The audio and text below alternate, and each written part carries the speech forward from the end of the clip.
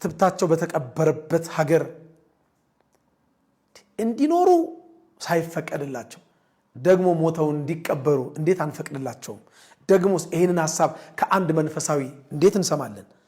ከአንድ ዲያቆን ከነበረ ሰው።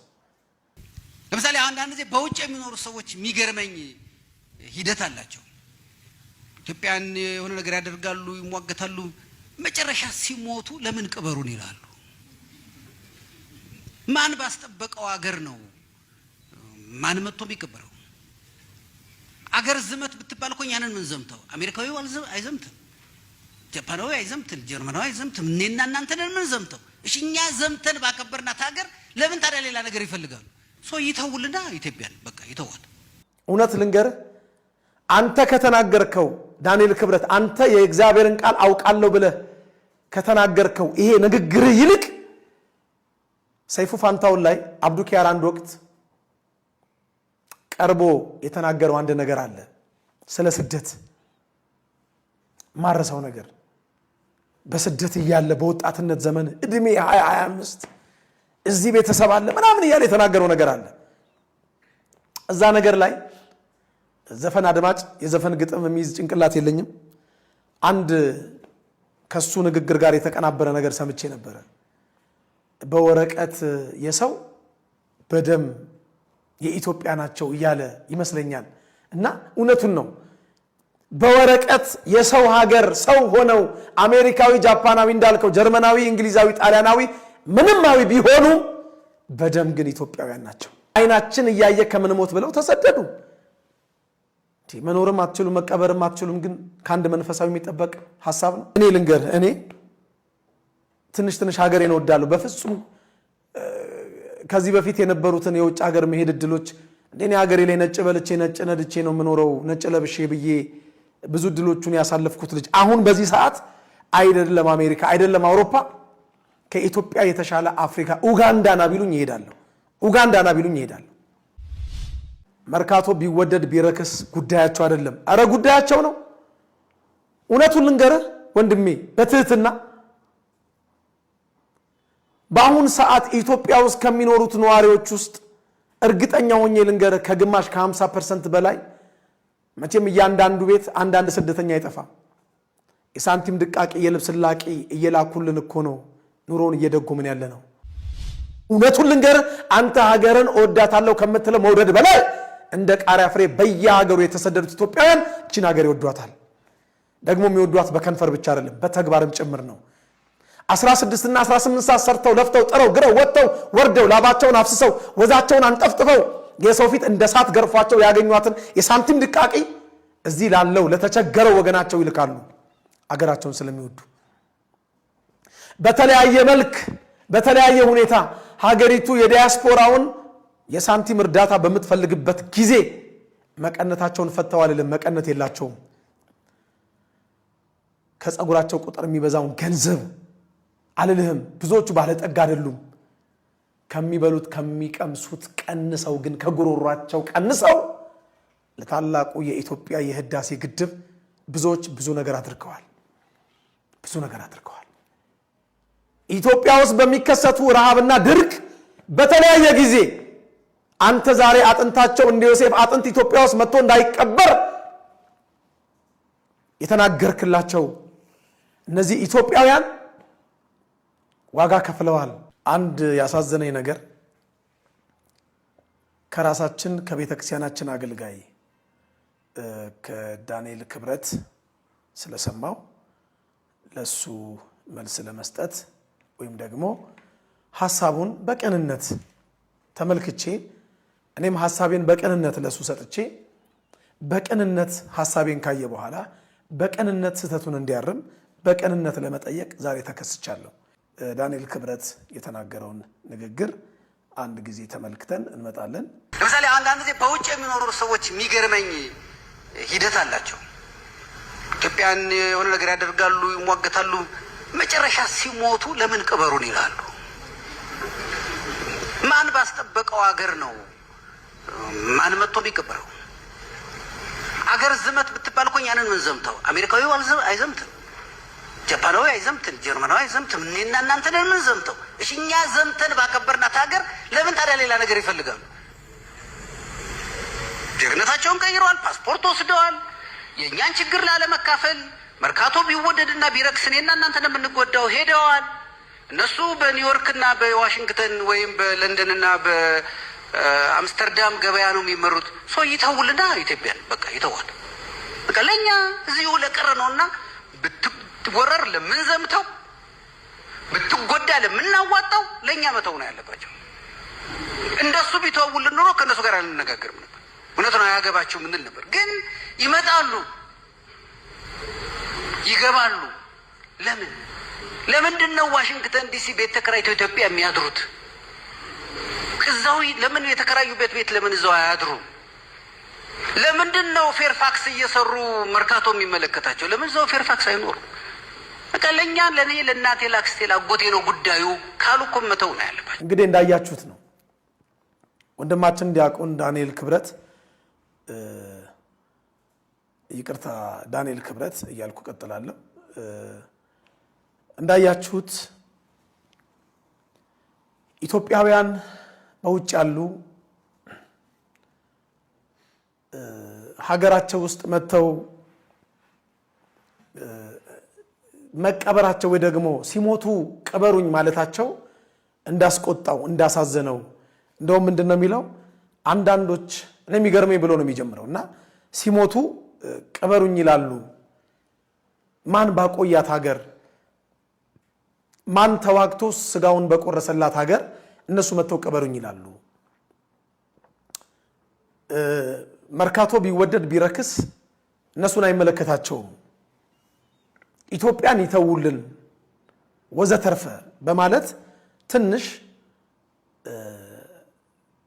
ሀገር ውስጥም ሀገር ውጭም ያለነውን ኢትዮጵያውያን ትንሽ አስቆጥቶናል፣ አሳዝኖናል።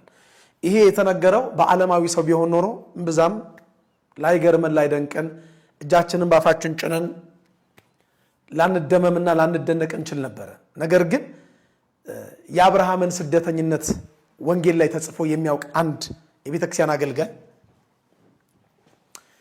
የዮሴፍን ስደት ሲተርክ የነበረ ሰባኪ ወንጌል የአምላካችን የጌታችን የመድኃኒታችን የኢየሱስ ክርስቶስንና የእናቱ የቅድስት ድንግል ማርያም የወላዲት አምላክን ስደት በደንብ አድርጎ ሲሰብክ የኖረ ወንድማችን ዛሬ ዓለም ላይ ወንጌል በስፋት በጥልቀት ለዓለም ሕዝብ ሁሉ እንዲዳረስ ያደረጉት ሐዋርያትና የመጀመሪያዋ ቤተክርስቲያን እንደተሰደደችና በስደታቸው ወንጌል እንደተስፋፋ ይሰብክ የነበረ ወንድማችን ዛሬ ግን ስደተኝነትን እንደ ኃጢአት ቆጥሮ ስደተኞች ኢትዮጵያውያን በየዓለም ሀገራቱ እንደ ቃሪያ ፍሬ ተበተነው ያሉትን ሀገራቸው እንዳልሆነና ሀገራቸውን የሚፈልጉት ለቀብር ብቻ ያስከሬናቸው ማረፊያ እንደሆነ ሲነገር እንደ ክርስቲያን ያማል፣ እንደ ቤተክርስቲያን ልጅነት ያማል።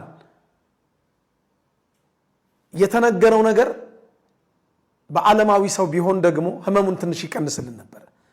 ግን ወንጌል በሚያውቅ በመንፈሳዊ ሰው አንድ ወቅት ዲያቆን በነበረ ሰው ቅድስት ቤተክርስቲያናችንን ለረጅም ዓመት ሲያገለግል የነበረ ሰው እግዚአብሔር ጸጋውን አብዝቶለት ብዙ መጻሕፍት እንደጻፈ ሰው ይሄን አስተያየት ግን ስናዳምጥ በእውነት ኤአይ ነው ወይስ ዳንኤል ክብረት ነው ብለን ሞግተናል፣ ተጠራጥረናል።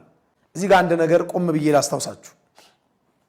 ዮሴፍን ከእናት ከአባቱ ሀገር ያሳደዱት የገዛ ወንድሞቹ ናቸው። ቀንተውበት በክፉ ተነሳስተውበት ዛሬም በዘመናችን ያሉትን ኢትዮጵያውያን በዓለም ላይ እንደ ቃሪያ ፍሬ የተበተኑትን ስደተኞች ያሰደዳቸው የገዛ ራሳቸው ምኞታቸውና ፍላጎታቸው ሳይሆን ተወልደው ባደጉበት አፈር ፈጅተው ጭቃ አብኩተው ውሃ ተራጭተው በኖሩበት ሀገራቸው ላይ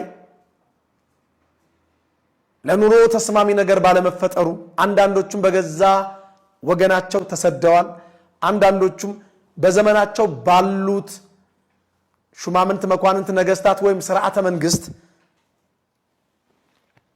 ችግር ወይም ደግሞ አለመስማማት በመፈጠሩ ከሚወዷት ሀገራቸው ለጊዜው በስጋ ወደ ሌሎች ሀገር ሰላም ወዳለባቸው መኖር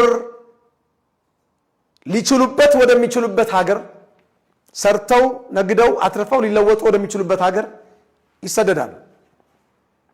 ይሄ ስደት በሀገራችን ከአፄ ኃይለ ሥላሴ ዘመን በፊት ሊሆን ይችላል፣ በአፄ ኃይለ ሥላሴ ዘመን ሊሆን ይችላል። በአፄ ኃይለ ሥላሴ ዘመን የነበረውን ስርዓት በመቃወም ብዙዎች ተሰደዋል።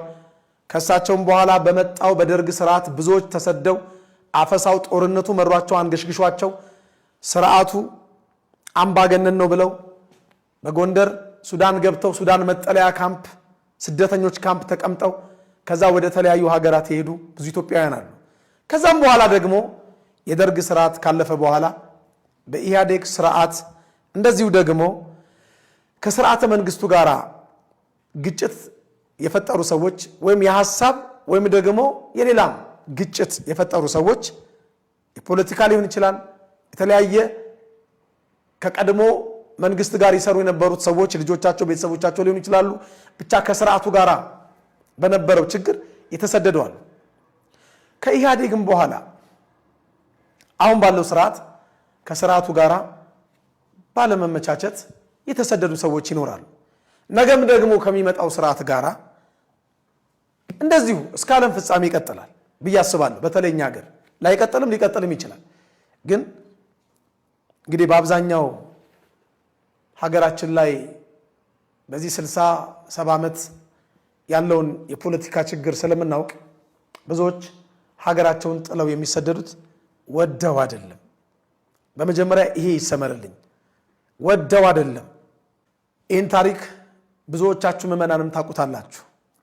ዮሴፍ በሰው ሀገር ላይ በስደት እያለ እግዚአብሔር አከበረውና አነገሰውና 7ቱ ረሃብ ዘመናት ደግሞ 7ቱ የጥጋብ ዘመናት እንደሚመጡ ህልሙን በፈታለት ጊዜ እስራኤል ረሃብ ሲመጣ ወደ ግብፅ እህል ለመሸመት ወንድሞቹ መጡ። ያኔ ዮሴፍ አወቃቸው። ዮሴፍን ግን ወንድሞቹ አላወቁትም። ዮሴፍ እንዲህ አለ።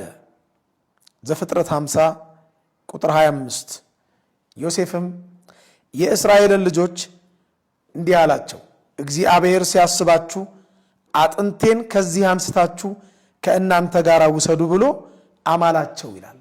ቃል አስገባቸው፣ ለመናቸው።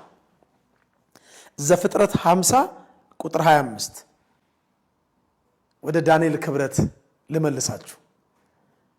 ለምንድን ነው ሲሞቱ ቀበሩኝ የሚሉት አጥንቶቼ ኢትዮጵያ ይምጣ የሚሉት?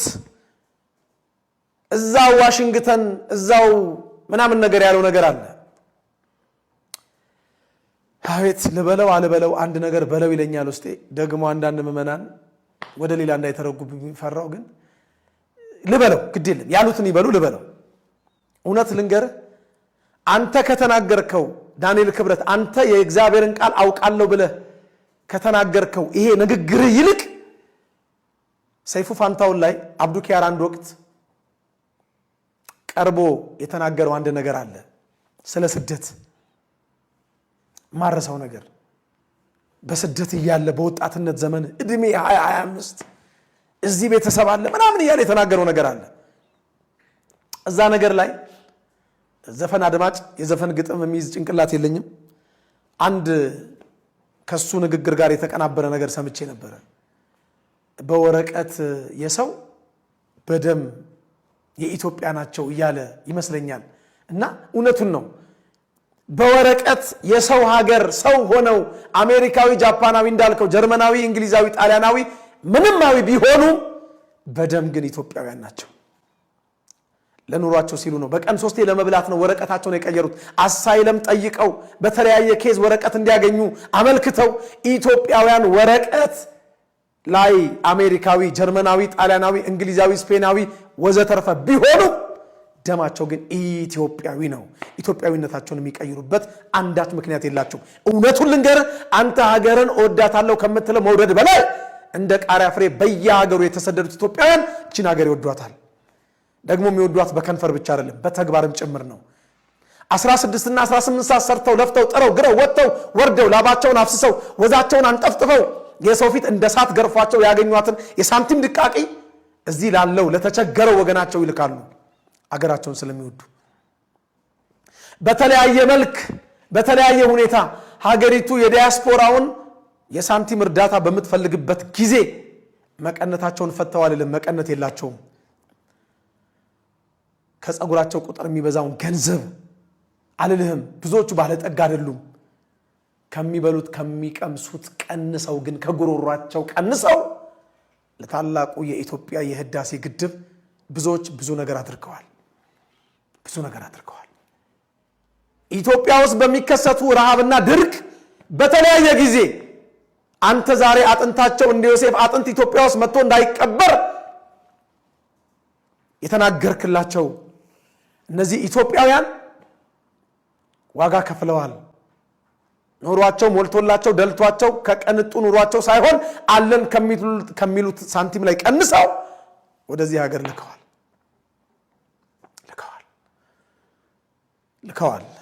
ወንድሜ በታላቅ ትህትና እለምንሃለሁ በሚኒስትር ማዕረግ ክቡር ጠቅላይ ሚኒስትራችን የማህበራዊ ጉዳይ አማካሪ እንደሆንክ የኢትዮጵያ ሕዝብ ያውቃል።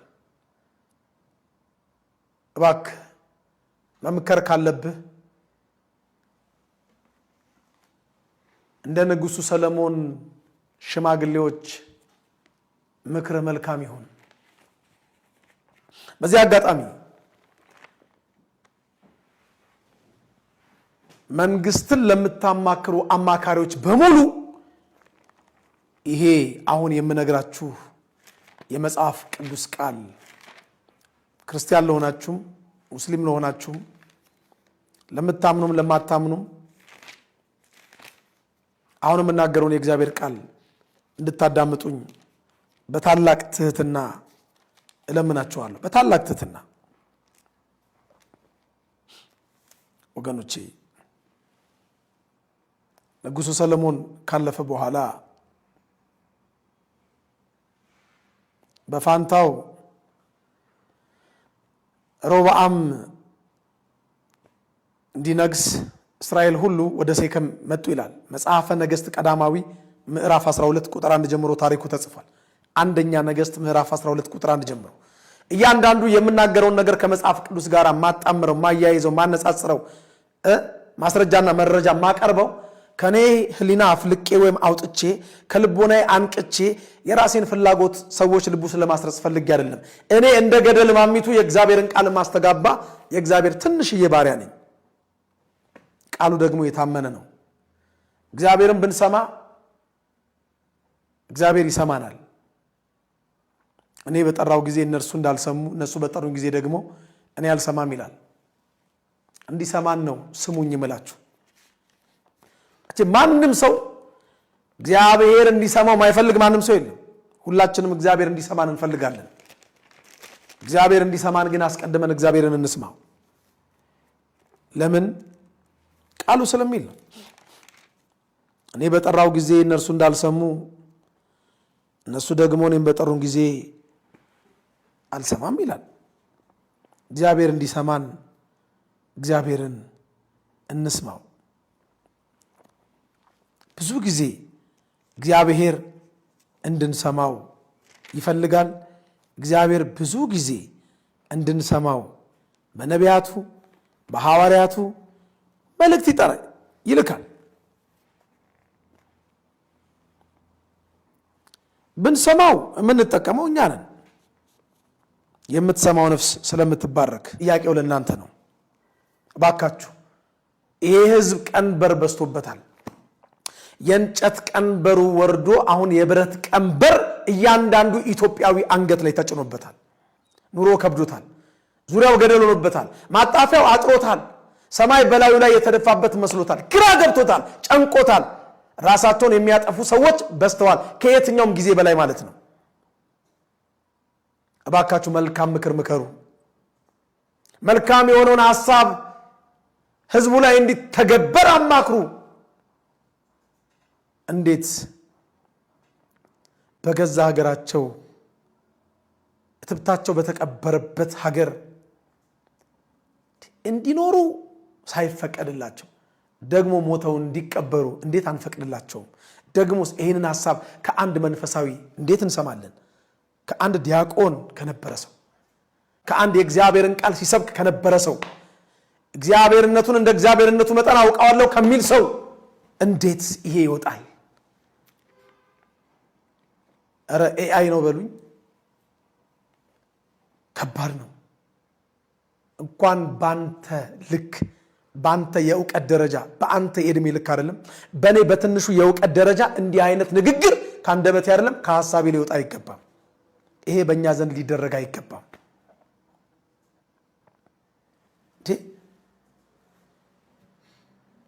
ሲሞቱ ቅበሩኝ ይላሉ።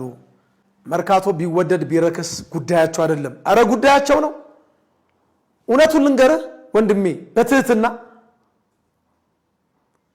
በአሁን ሰዓት ኢትዮጵያ ውስጥ ከሚኖሩት ነዋሪዎች ውስጥ እርግጠኛ ሆኜ ልንገርህ ከግማሽ ከ50% በላይ መቼም እያንዳንዱ ቤት አንዳንድ ስደተኛ አይጠፋም። የሳንቲም ድቃቂ የልብስ ላቂ እየላኩልን እኮ ነው ኑሮን እየደጎምን ያለ ነው። እንዴት የመርካቶ መወደድና መርከስ አንተም ብቻ ይመለከታል? ለበዓላት መጥተው እኮ እዚህ ሲያዩ የኑሮ ውድነቱን ተመልክተው እኮ ነው የሚራሩልን። የመርካቶውን እኮ የኑሮ የሽንኩርት ውድነት ተመልክተው የዘይቱን ውድነት ተመልክተው 1 ሊትር ዘይት ከ1000 ብር በላይ የሚሸጥባት ሀገር እኮ ናት። 5 ሊትር ዘይት 1500 ብርና ከዛ በላይ እኮ ነው የሚሸጥባት። እነሱ ከዚህ ሀገር ሲወጡ 1 ሊትር ዘይት 2 ብርና 1 ብር የነበረ ጊዜ ነው እነሱ ከዚህ ሀገር የወጡት። እጃቸውን ጭንቅላታቸው ላይ ጭነው እንዴት ነው የምትኖሩት ብለው የመርካቶ ሂሳብ መወደድና መርከስ አይምሯቸውን ልባቸውን ነክቷቸው ከሚሰሩት ደግሞም ከሚያገኙት ገቢያቸው ውስጥ ቀንሰው ኑሮ ውድ ነው አውቃለሁ ያኔን የመጣው ጊዜ እንዴት አድርጋችሁ እንደምትኖሩ ራሱ ግራ ገብቶኛል ብለው እኮ የሚደጉሙን የመርካቶን ሂሳብ ስለሚያውቁት የመርካቶን ሂሳብ መወደዱና መርከሱ እኔና አንተም ብቻ የሚያሳስበን መስሎ ከሆነ በፊቱ ቆሜ ማገለግለው ያው እግዚአብሔር ምስክሬ ነው ተሳስተሃል። በፊቱ ቆሜ ማገለግለው ብዬ ነው የምመለው። በእውነት ተሳስተሃል። እንዴ ሳንቲም ድቃቂ ብቻ አይደለም እኮ የልብስ ላቂ ብቻ እኮ አይደለም ይልኩልን። አረ ተስፋም ይሰጡናል፣ አይዟችሁ ይሉናል። እንደምንም አድርጌ ላወጣችሁ ሞክራለሁ፣ አይዟችሁ ይሄ ቀን ያልፋል ይሉናል እኮ። መርካቶ መወደድና መርከሱ ምንም ባይመስላቸው ማኖሮ ለምን ገንዘብ ይልኩልናል? ለምን እኛን እነሱ ያሉበት መልካም የሚበላበት መልካም የሚጠጣበት መልካም አየር የሚተነፈስበት ሀገር ላይ ሊወስዱን ለምን ይሞክራሉ? ስለሚመለከታቸው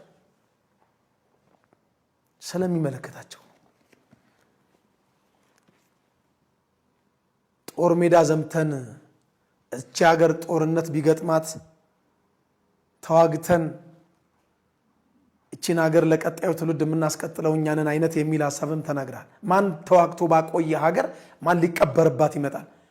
አንተ ከመወለድ በፊት እኮ የሞቱላት የቆሰሉላት እኮ አባቶቻችንም ተሰደዋል። አንተ ከመወለድ በፊት ደግሞስ አንተ ስደተኛ እኮ ነህ። አንተም ስደተኛ እኮ ነህ። የክፍለ ሀገር አዲስ አበባ መጥተህ ተሰደህ አይደል እንዴ እየኖርክ ያለው? አንተም ስደተኛ ነህ እንዴ? ሌላውን ነገር ስደተኞችን ለመናገር እኮ ሞራሉ ራሱ ሊኖር አይገባም።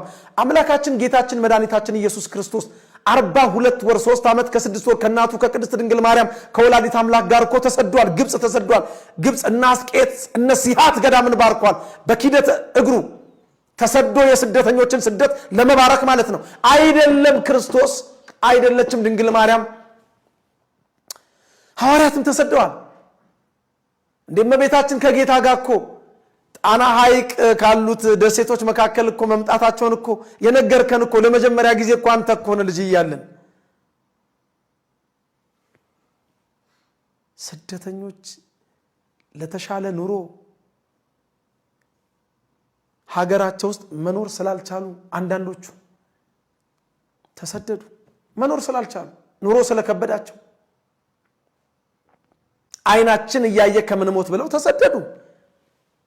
መኖርም አትችሉም መቀበርም አትችሉም፣ ግን ከአንድ መንፈሳዊ የሚጠበቅ ሐሳብ ነው።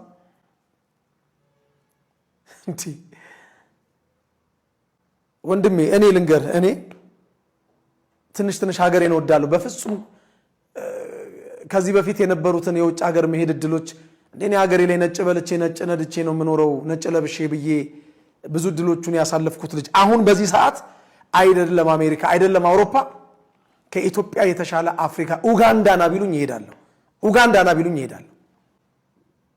በተለይ ለአዲስ አበባ ልጅ እኮ እየኖርን አይደለም እኮ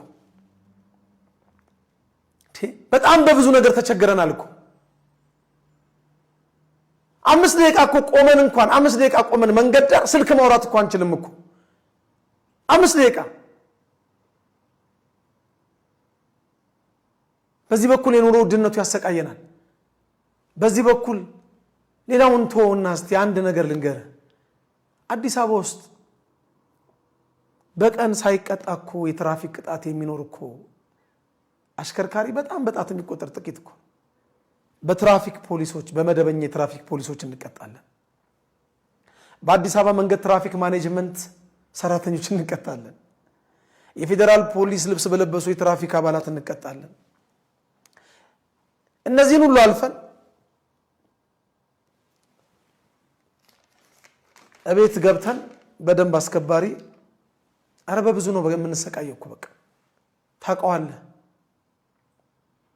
እኔ ይሄንን ቪዲዮ ለመስራት ወደዚህ ስመጣ 1500 ብር ተቀጥቻለሁ አሁን ከ30 ደቂቃ በፊት ነው ማለት አሁን ዛሬ 11:07:18 አሁን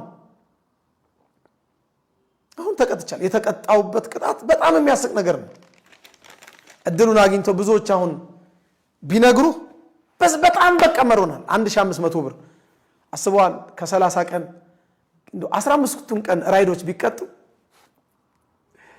ከ20 ምናምን ሺህ ብር በላይ በቅጣት መሯቸዋል እኮ በቃ ነዋሪው መሮታል በእውነት ተው ይሰደድ እድሉን ካገኘ ይሰደድ ወደን አይደለም ስደት የተሰደድነው አሁን የምናገረው ነገር እያንዳንዱ ስደተኛ እድል አግኝቶ ቢናገር ከሀገሩ ለመውጣት እኮ የሚፈልግ የለም ወገኔ ኢትዮጵያን የምታክል ምድራዊ ገነት አየሯ ራሱ ምግብ የሆነ 13 ወር ሙሉ ፀሐይ የምታገኝ ነሐሴ ላይ እኮ ዝናብ እየዘነበ ፀሐይ የሚወጣባት እኮ ሀገር እኮ ናት ሀገራችን እኮ ፀሐይ ጅብ ወለደች እያለን ህፃን እያለን የምንዘፍነው ዘፈን ትዝ አይልም ዝናብ እየዘነበ ፀሐይ የሚወጣባት ሀገር እኮ ነች እቺን ሀገር እኮ ጥሎ ለመሰደድ የሚፈልግ የለም ከሁለት ከሶስት ቀን በፊት እኮ ከሳውዲ አረቢያ በሺ የሚቆጠሩ እህቶቻችን እኮ ነጭ ቲሸርት ለብሰው በስራና ክህሎት ሚኒስቴር የሄዱ ሰዎች ተመልሰው መጥተዋል ከስደት ማለት ነው የሚቀበላቸው አጥተው የሚላስ የሚቀመስ የሚለበስ የሚጎረስ አጥተው ማለት እኮ ነው ዓለም ከተፈጠረ ዘመን ከተቆጠረ ጀምሮ ብዙ ወንዞች የሚፈሱባት ሀገር እቺ ኢትዮጵያ ልጆቿ ዳቦ አጥተው አንድ ወንዝ ወደ ሌለባት ወደ ሳውዲ አረቢያ ይሰደዳሉ አንድ ወንዝ የላትም ሳውዲ አረቢያ እንጀራ ፍለጋ እጃችንን ሰጠናል ኤርሚያስ በሰቆቃ ወራት እንጀራ ፍለጋ እጃቸውን የሰጡ ብዙ ናቸው እቺን ሀገር ጥለው በጎንደር በሱዳን በሊቢያ አድርገው ሜዲትራኒያንን ተሻግረው ጣሊያን ለመግባት ድንበር ጠባቂዎች የገደሏቸውን ኢትዮጵያውያን ቤቱ ይቁጠራቸው ከድንበር ጠባቂዎች ያለፉትን በረሃ ሰሃራ በረሃ ላይ በዋጥም አልቀው አሸዋ የበላቸውን ኢትዮጵያውያን ቤቱ ይቁጠራቸው ከአሸዋው የተረፉትን በሊቢያ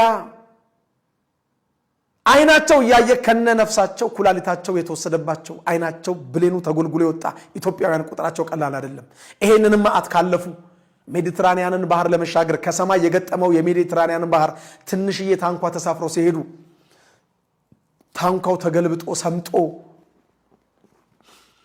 ባህር የበላቸውን ኢትዮጵያውያንን ቤቱ ይቁጠራቸው